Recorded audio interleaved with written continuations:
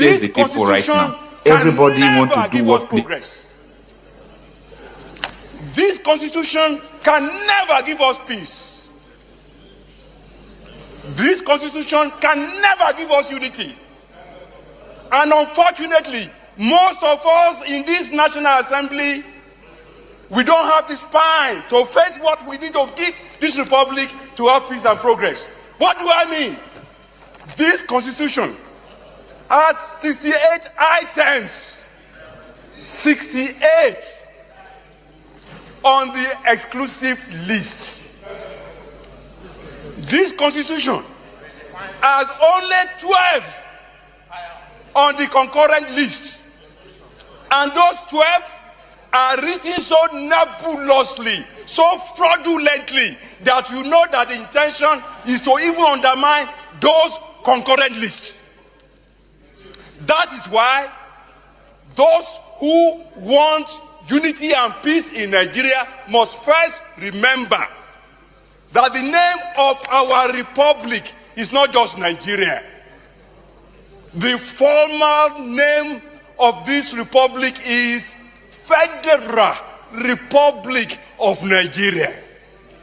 Unfortunately, we don't run a federalist system in Nigeria. Otherwise, what is so unique about all those things that are in the exclusive list?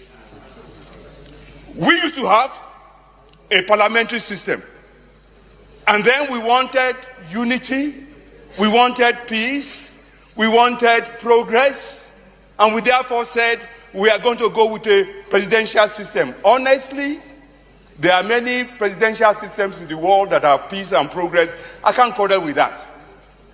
But we must put in place the same safeguards that presidential system across the world put in place, so that you can have what it needs to run the society. In this chamber, we try to federalize the police system. In this chamber, we failed. We failed because we didn't summon the courage, the wisdom, the tenacity of purpose, and the vision, and the understanding of what is making nations across the world to work.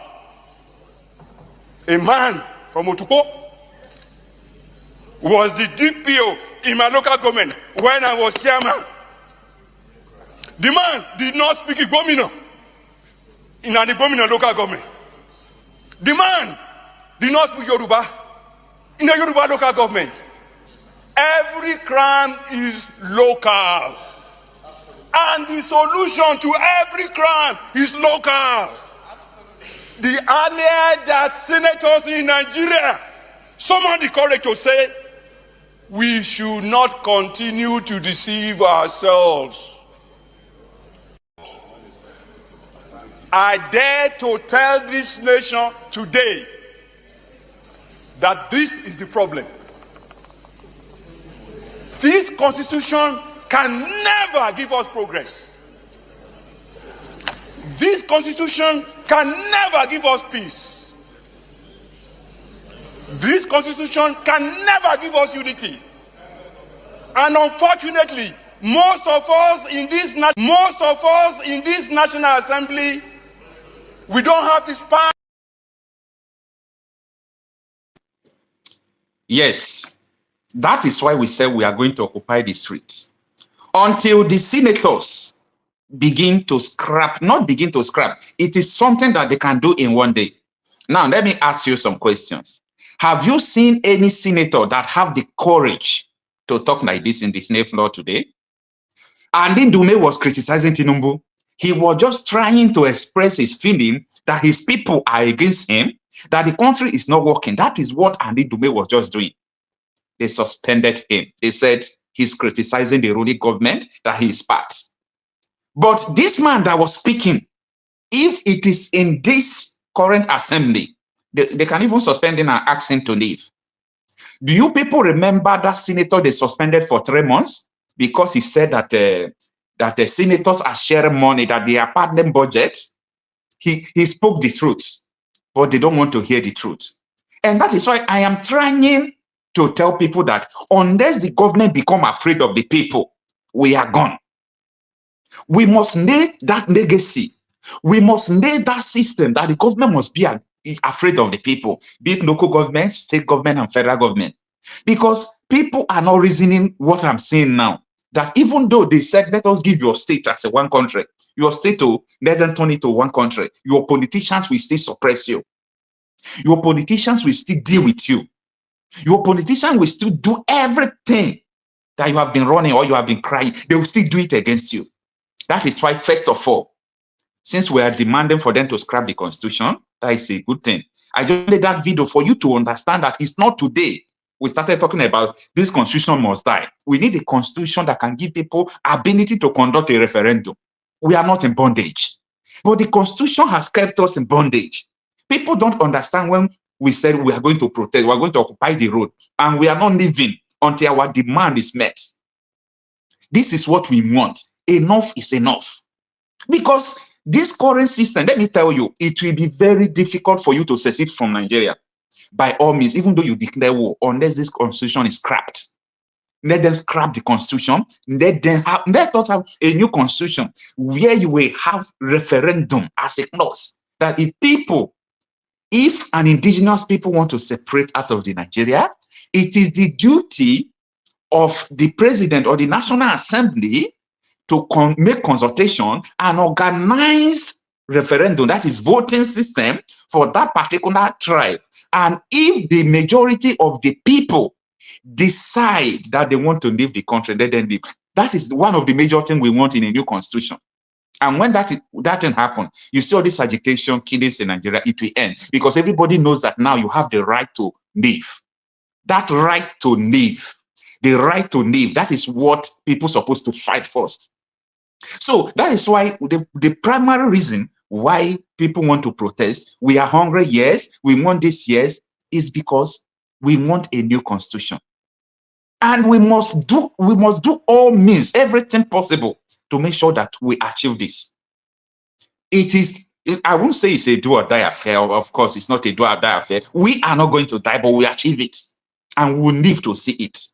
Because we are not preparing to kill anybody. We are not preparing for violence. You see, we will prepare what we are going to eat. We will occupy the streets. We will occupy the roads. If rain is going to fall, let it fall on us. If the sun is going to come, let it come on us.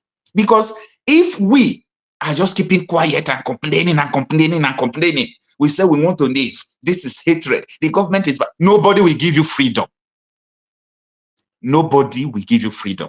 If you like, cry. If you like, complain from today to tomorrow that people are marginalizing you.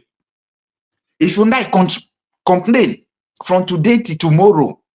If you like, do what you like until a day will come, you said enough is enough. That is the day the government will begin to respect you. The government are not going to respect us because we are not speaking in one voice. We are not speaking the language they understand. But I think the time is now. The time is now. They will understand that power belongs to the people. They have taken the power out of the people for a very long time ago. They have taken the power out of the people. And when this will be done, it will affect your state. You see, even those people that come from Southeast that will say Hope Uzodinma is an autocratic. Hope Uzodinma is a bad person. He's doing this, he's doing that. Let's see after the protest whether such a man will not turn to cold water because they don't know what is coming. So many people in the north, their governor is like God. Anything their governor talk, it will happen. They don't even care what is going on. But you know what? Let us see after the protest. Because they don't even know what is coming. We are not preparing for anything bad. We are not preparing for violence.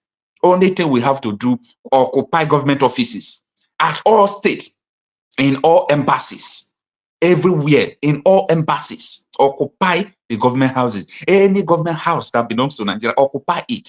We are not coming there with stick.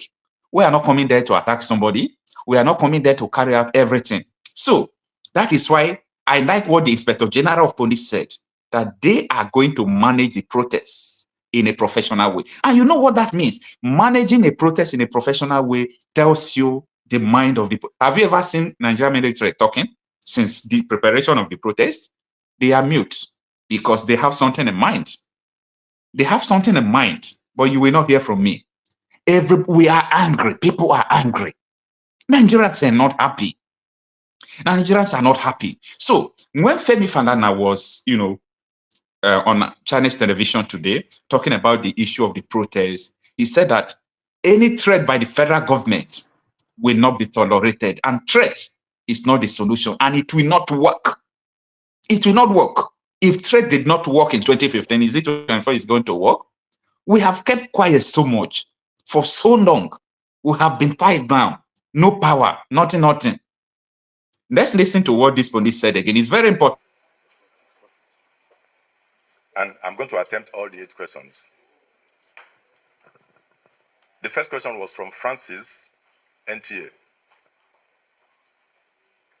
And you wanted to know what measures we are putting in place to contain the threats of violence and the threat of protest.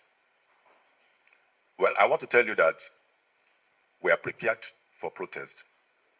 We are going to respond to all acts of protest in the most professional manner.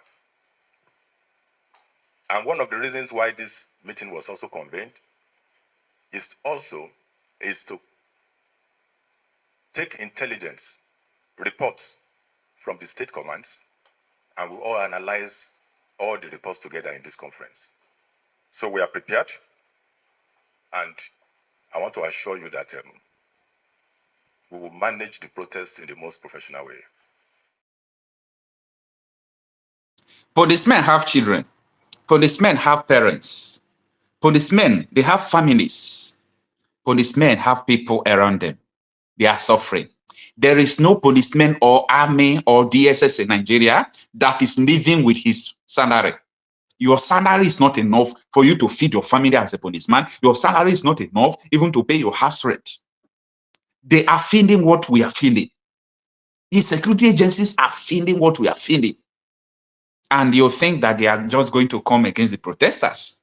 Politicians don't know what is coming. They don't just know. For me, we want so many things, so people want so many things. And one of them is to scrap the constitution. One of them is to release Nnamdi Kanu. One of them is to scrap the